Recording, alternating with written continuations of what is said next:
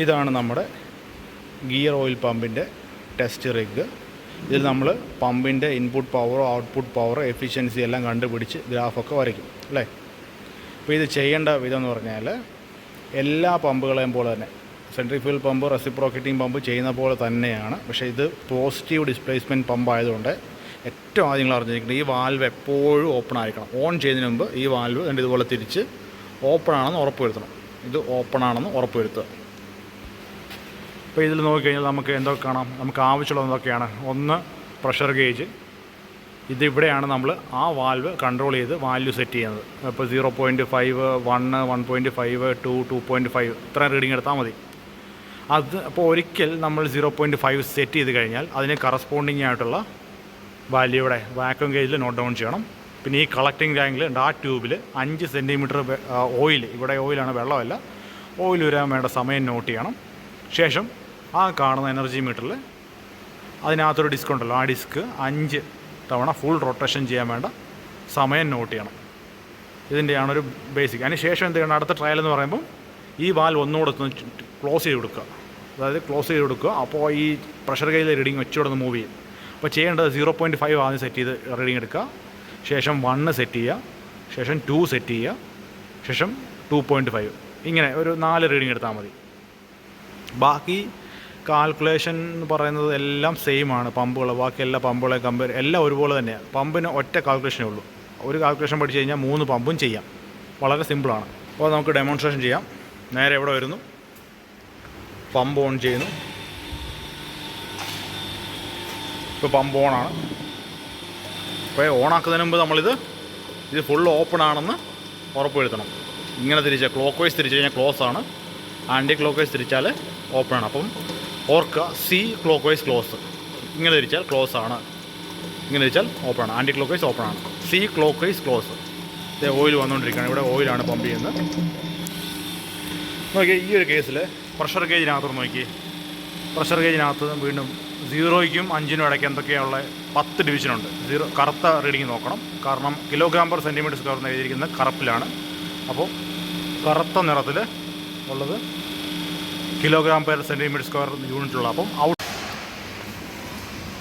അപ്പോൾ ഈ pressure gauge reading set ചെയ്യേണ്ടത് ഈ വാൽവ് കൺട്രോൾ ചെയ്യാണ്. ഇതിനകത്ത് നമ്മൾ ആദ്യം ചെയ്യേണ്ടത് 0.5, അതായത് 0 കഴിഞ്ഞ് അടുത്ത വരെയാണ് 0.5. ശേഷം അടുത്ത വരെ 1, 1.5, 2, 2.5 അത്രയും വരെ റീഡിങ് എടുത്താൽ മതി. അപ്പോൾ നമ്മൾ ആദ്യം ചെയ്യുവാണെങ്കിൽ ഫസ്റ്റ് ട്രയൽ നമ്മൾ ഈ വാൽവ് കൺട്രോൾ ചെയ്ത് ഇത് 0.5 വെച്ചൊന്ന് വിചാരിക്കുക, 0.5 വിചാരിക്കുക. അപ്പോൾ അതിന് കറസ്പോണ്ടിങ് ആയിട്ട് ഇവിടെ എത്ര പ്രഷർ വാക്യൂം ഗേജിലെ വാക്യൂം റീഡിങ് എത്രയാണെന്ന് നോട്ട് ചെയ്യുക. ഏകദേശം 100 സംതിങ് ഏതാണ് ഔട്ട്സൈഡ് വാല്യൂ. അപ്പോൾ ഉദാഹരണത്തിന് ഇവിടെ കറുത്ത നിറത്തിലാണ് എഴുതിയിരിക്കുന്നത് mmHg. നമുക്ക് വേണ്ടത് mmHg ആണ്. അപ്പോൾ ഔട്ട്സൈഡ് റീഡിങ് എടുക്കണം. പിന്നെ സ്വാഭാവികമായിട്ട് അറിയാം, ഏതൊരു എക്സ്പെരിമെൻ്റ് ആയാലും പമ്പുകളുടെ എല്ലാ കൂട്ടത്തിലും നമുക്കൊരു ടാങ്ക് ഉണ്ട്. ആ ടാങ്കിനകത്ത് നമ്മൾ ആക്ച്വൽ ഡിസ്ചാർജ് കണ്ടുപിടിക്കുന്നത്. അപ്പോൾ ഈ ഒരു ട്യൂബിനകത്ത് 5 സെൻറ്റിമീറ്റർ ഓയിൽ ഉയരാൻ വേണ്ട സമയം നോട്ട് ചെയ്യണം. അത് കഴിഞ്ഞതിന് ശേഷം നേരെ ഇവിടെ ഈ എനർജി മീറ്ററിൽ വരുന്നു. ഇതിനകത്ത് ഈ ഡിസ്ക് 5 തവണ ഫുൾ റൊട്ടേഷൻ ചെയ്യാൻ വേണ്ട സമയം നോട്ട് ചെയ്യുന്നു.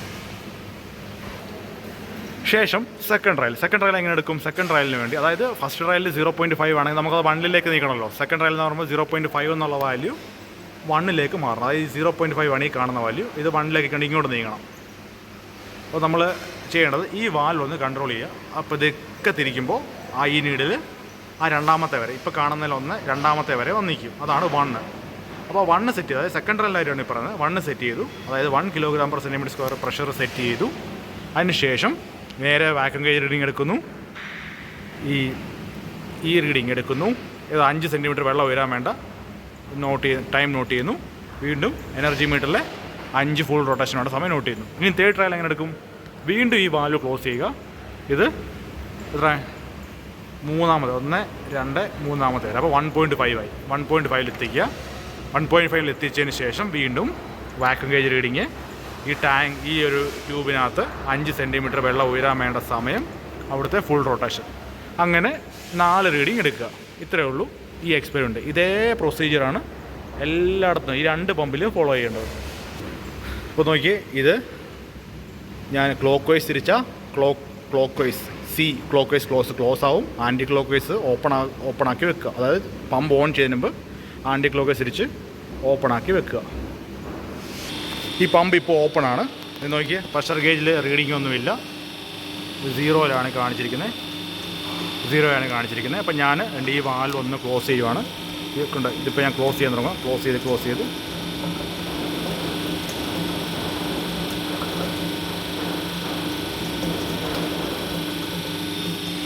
ഇപ്പോൾ ചെറുതായിട്ട് മൂവ് ചെയ്യാൻ തുടങ്ങിയിട്ടുണ്ട്. സീറോയാണ്.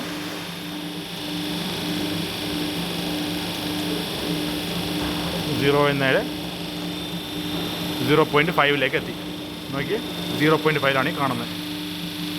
0.5 ഇപ്പോൾ കിടക്കുന്നത്. അപ്പോൾ 0.5 അതിന് കറസ്പോണ്ടിങ് ആയിട്ട് വാക്വം ഗേജ് റീഡിങ്.